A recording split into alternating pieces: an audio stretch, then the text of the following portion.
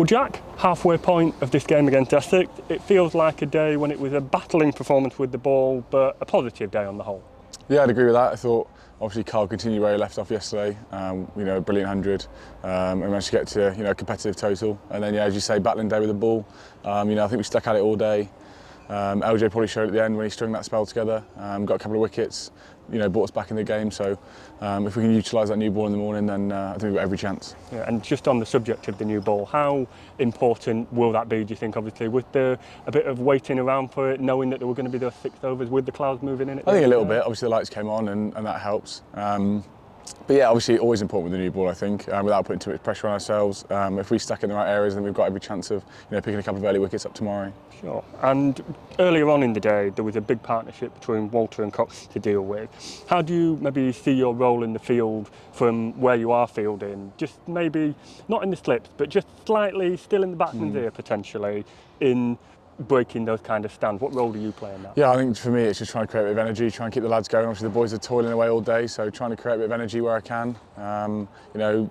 Real suggestion maybe, but yeah, mostly just try and keep the energy up for the bowlers. I thought obviously Farhan broke that partnership really well, stuck at it. Took a really important wicket for us at that point. Yeah, and it was a real testament to Farhan's character after being hit for those boundaries. Yeah, absolutely. I mean, he's got an old head on young shoulders, so that sums him up really. Sure. And there's some conjecture that the pitch may be flattening out, but that bowling performance suggests there's still something in it. Yeah, I think so. Absolutely. I think the heavy roll probably had a bit of an impact this morning.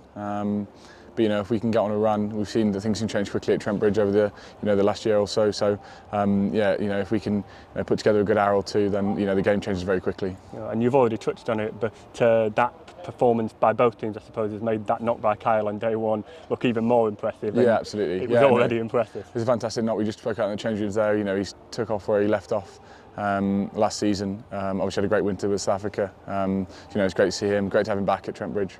And you've alluded to it already again, the spell by LJ into the evening. So the wicket, first ball after tea, how pleasing was that? Yeah, always useful. You chat to tea about coming out and starting well. To take a wicket first ball, obviously always nice, and it's sort of start the session as we hope for it to go on really. Sure, and a sharp bit of fielding as well from yourself to take the wicket of I don't know Michael about Pepper. That. Just a little bit of reaction, I think. More than a sharp bit of work. No, fair play.